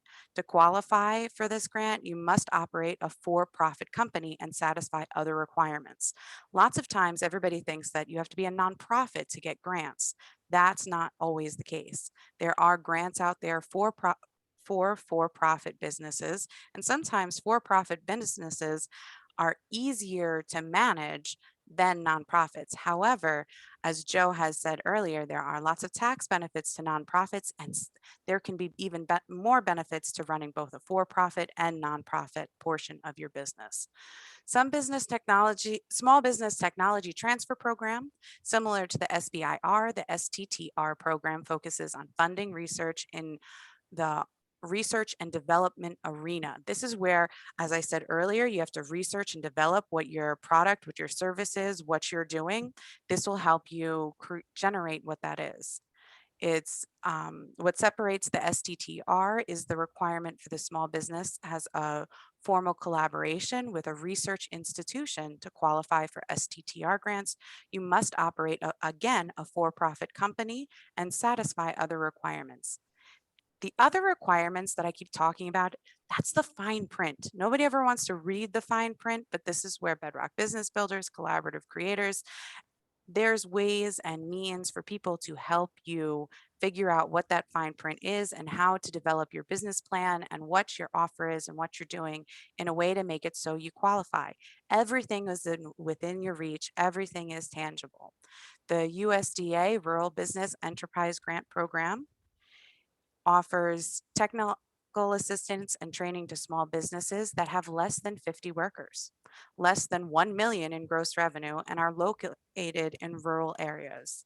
Grant money is intended for projects benefiting rural public entities, including towns, state agencies, nonprofits, higher education institutions, rural cooperatives, and federally recognized tribes. These are things that are smaller in nature. Everybody thinks that grants and the money that's available from state programs must go to big entities, and that is not the case.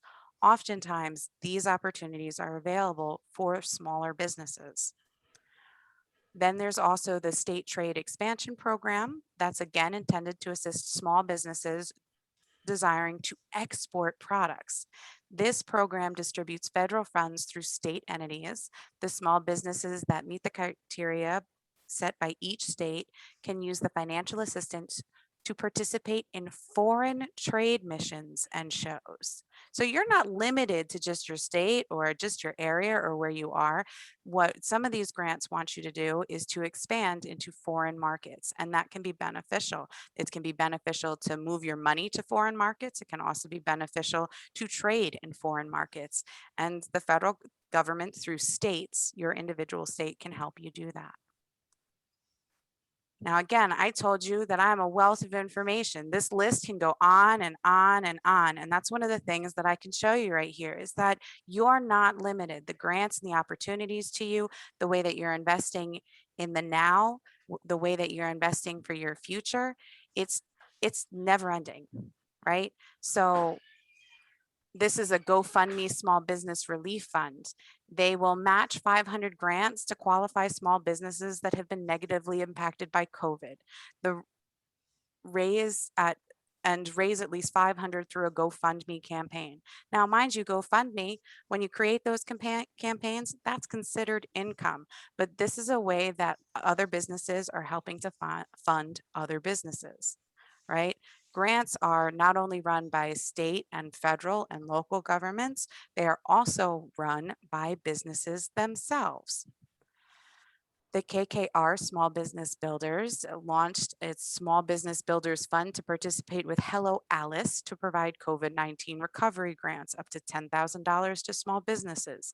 In addition to capital, guarantees also gain access to technical expertise, mentoring and coaching opportunities, as well as Hello Alice's network of resources and online community. when you're working with other companies that are offering grants, they more often than not put you under their wing and they want you to succeed. That's another benefit of working with venture capitalists. They will do the same thing. Now, grants, a lot of times you just get that money and it's your money, right? You have to tell them how you're going to spend it. But then the difference between grants and venture capitalists is that venture capitalists will oftentimes want a piece of what your business is. That's why it's so important to show that not only will your product and service sell and it's marketable and you have a firm offer, but that there will be a profit margin on top of what you're selling. In order to ensure that you're going to have a profit margin, you have to know what your base cost is going to be. You have to know your budget and your numbers. It's the nitty gritty. And that's what Bedrock Business Builders is here to do, is the nitty gritty, right, Joe? All that hard work that nobody else really wants to do. Then there's the Hub Zone program. This program aids businesses in underutilized business zones by making them more competitive in regard to some government contracts. Now, I don't know about you, but I live in a small town. Around me are lots of other small towns, and some of them are their doors are shut. There is nobody there. The businesses have failed or have left the area. So what this Hub Zone program does is it sets aside contracts as well, and you get preference to get state funding to provide services in those areas. Uh, and again, I see that the list keeps going. It's not ending. It won't end because there's always something out there for you.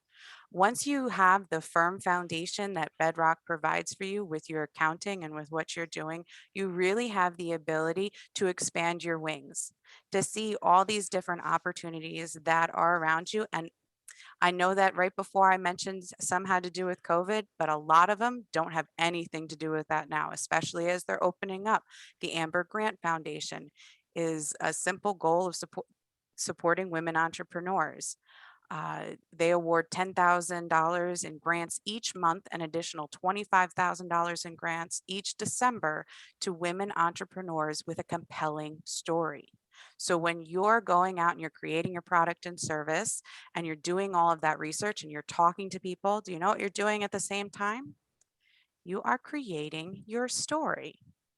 And that's what gets people's attention. It's your story. It's the underdog story. It's the idea that you started from nothing and you're building up to something.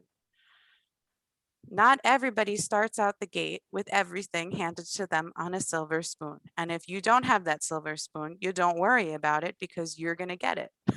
The Halstead grant will award grants of $7,500 in startup capital and $1,000 in merchandise to new jewelry designers and workers in silver.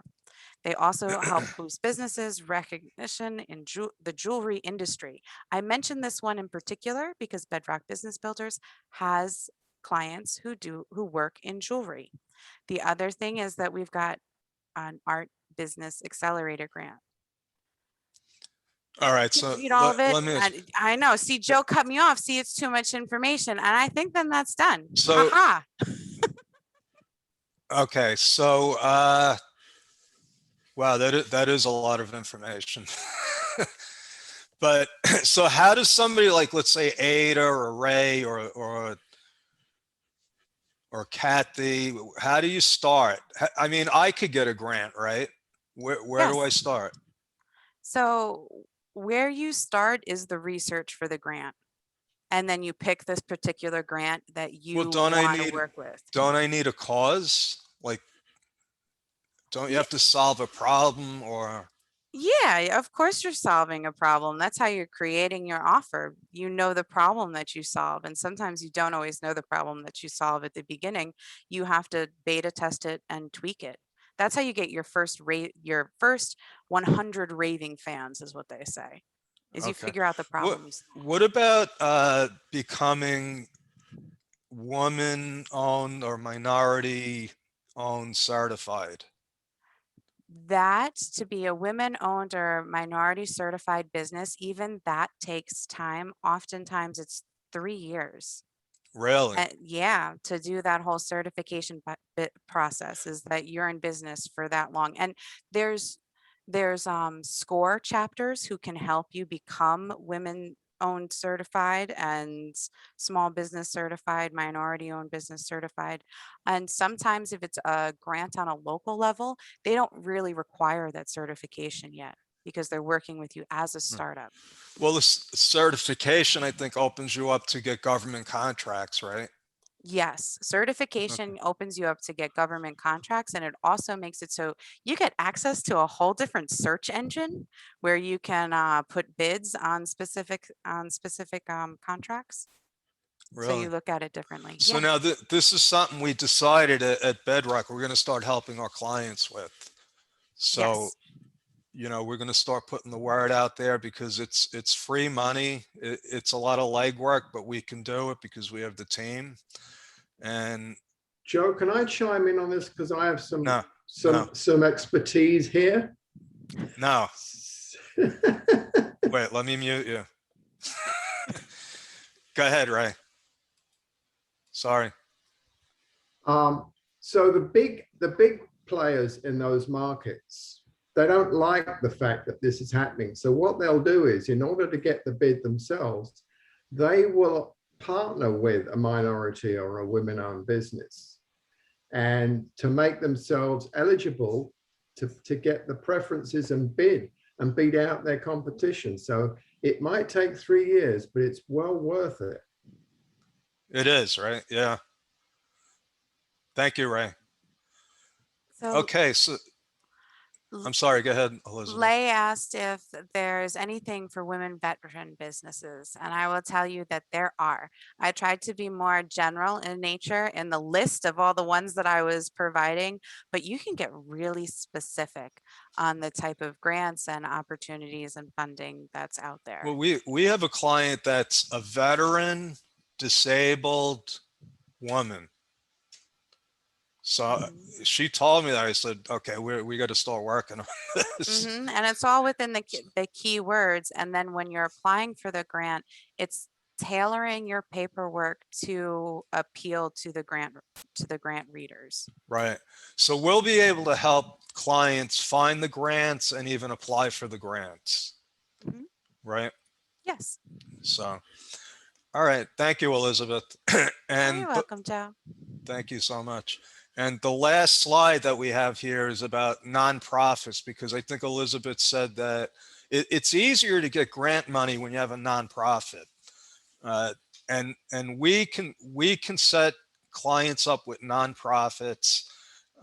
We have a lot of clients that want to change the world, but honestly, it's become sort of like a hybrid business model, because when I have friends that have started nonprofits, and for some reason, I guess the goodwill, the universe sends it back to their business.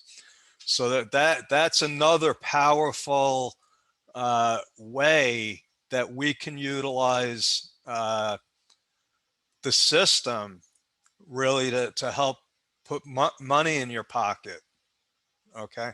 Wealthy people have foundations. They've had them for years. Well, you don't have to be that wealthy anymore to have a foundation.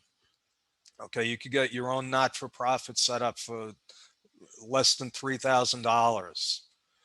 Okay. And it's well worth it. I was going to show a video that my coach, Larry Broughton, did for me yesterday about tenacity. Only because if you don't have tenacity, don't be in business because it gets tough. It's going to get tough. And Larry is somebody that a long time ago, he said, you're going to fail. You're going to fail. And I hated when he said that. But what he was saying was not that you're going to go out of business, but you're going to fail and learn from it. And that's what business is. It's just a whole series of learning experiences. And that's why we started Bedrock. Bedrock was an idea I had a long time ago. And thanks to, technology and the internet, we're finally able to do it. And what Bedrock is, it's basically a system where we handle all of your books. We keep your accounts up to date and in compliance. That's how we keep you stealth. That's how we keep the IRS away from you and help you grow your business. Because just like I said, when I drove that ice cream truck and I got that letter from the government, that changed how I looked at business. It's not simple. It's not easy. It's not easy. What we do at Bedrock is we try to make it simple for you. So now I do have a free offer. If you book a chat with me, we're going to do a special financial freedom quiz. Okay, and I'm not going to disclose exactly what it is, but we're going to help you find your money. We're going to show you the money. Okay, and all you got to do is book a free chat with me, and you do that by going to timewithjoe.com. Okay, and that's my story. I'm sticking with it. That's the end of the show, and I will stay if anybody has any questions. Thank you all for attending. If you have a question, just ask. Joe, can I make a quick plug for the Saturday Sure. Mastermind to come Oh and yeah, play sure, more? sure. All right, we didn't do any games today, but we usually like to turn this around and make it so it's there's more interactive games involved as we're learning. We do that on Saturdays together. We have for the last year. I would highly recommend that people come to that, and then you learn a lot more. Yeah, and that's mastermindwithjoedechara.com. Mr. Joe, this information was so powerful and so good. Was very, very, very good information. A lot to think about.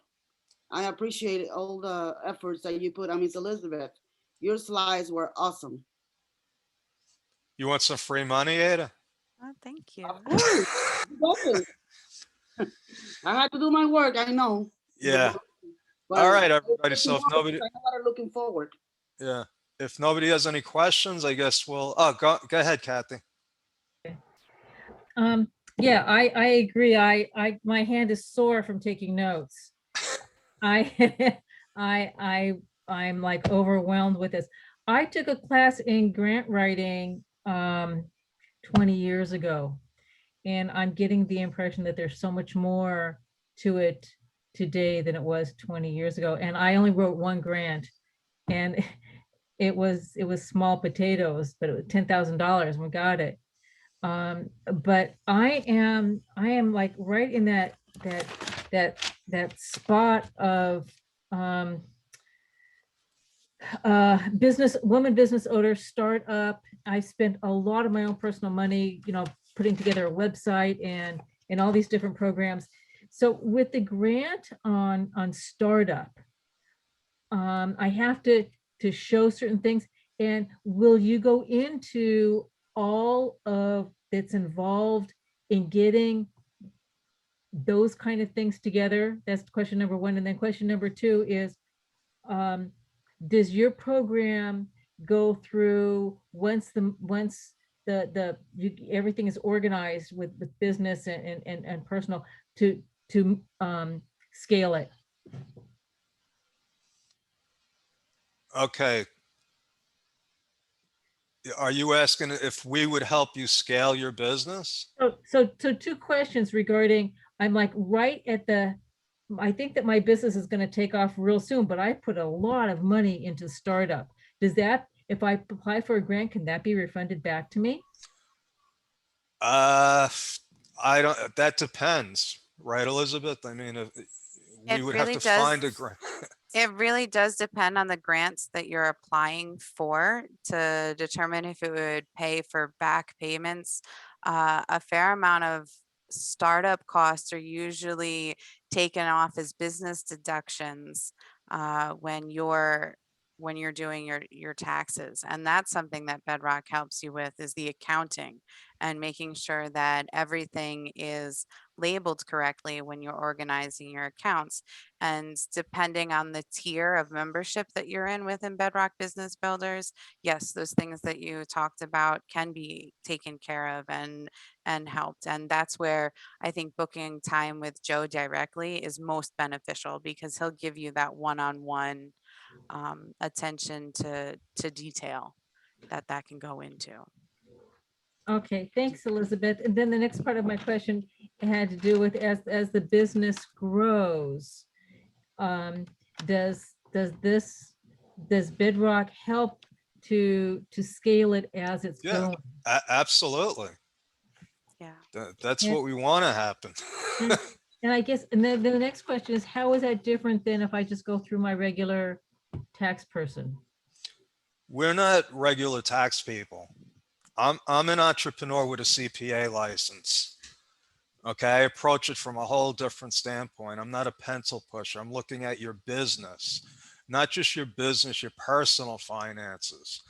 And we tie it all together with the mastermind, with things I do on Facebook.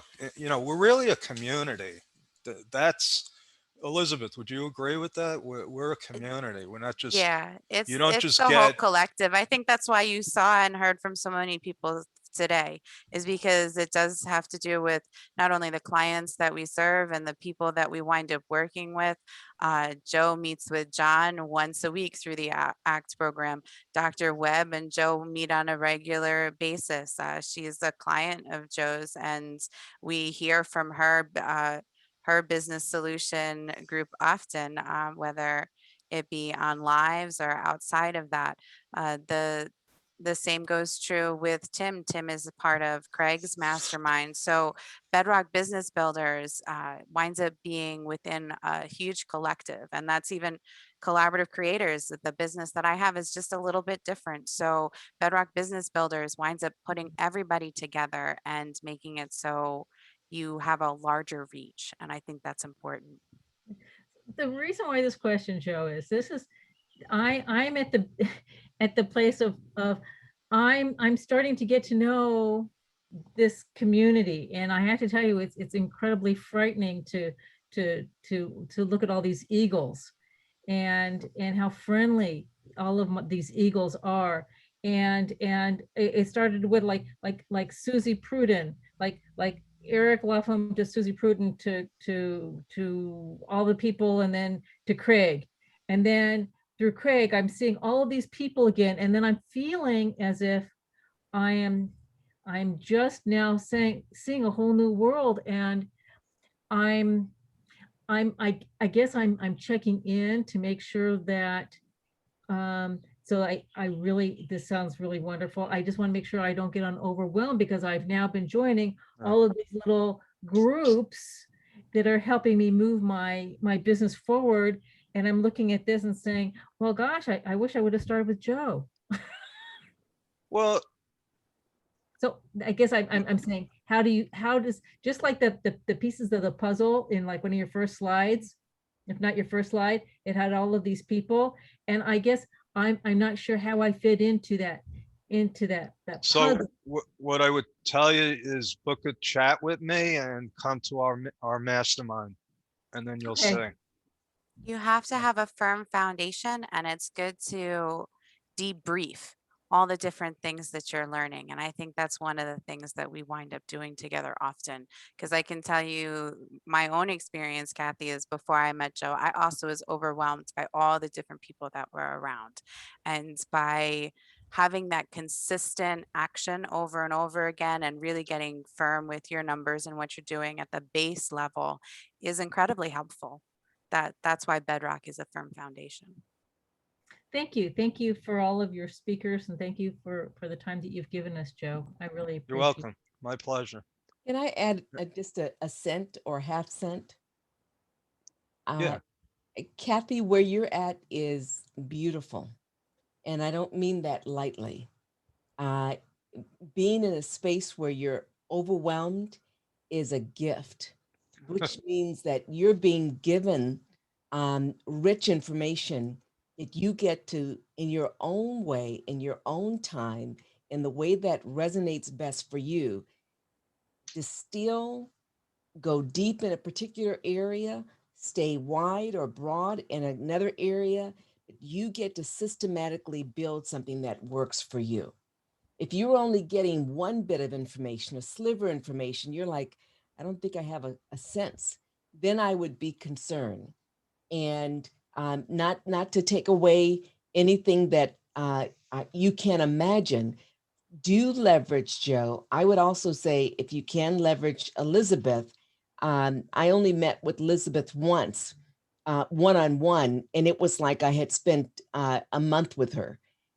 It's because not because she's any more special than any of us. She has her unique specialness that allows her to listen for understanding, and then to take that and make some just casual, you just experience her casual recommendation. It's like, who is this spirit?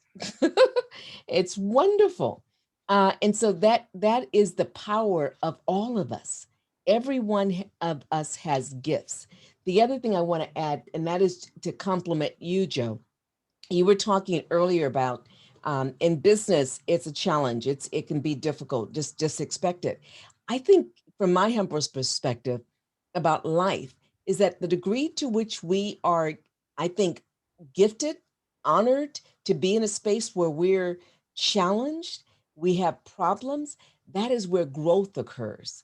If I have no challenge, no issue, I am always on edge, like, okay, my what's going on here? I'm not growing. I'm not learning. I have no opportunities to really make a profound difference. And if I'm doing what I already know, I'm not likely to get to where I want to be, which I have no full understanding of how to get there. So part of the challenge of life itself is to give us those challenges as opportunities to learn and grow and be prepared to get to where we want to get to, humbly speaking. Thank you, Dr. Webb. You're welcome. Does anyone else have a question? I'll Going just say that once. this was incredibly helpful and I just signed up for the mastermind. Oh, great. Thank you, Thank you Kathleen. so much. Thank you. Excellent. Excellent. Thank you. All right. So if nobody else has any questions, I'm going to go take a nap. Okay. All right. Thank you, everybody. Be good. God bless. Thank you, Mr. Joe. Thank you. So long.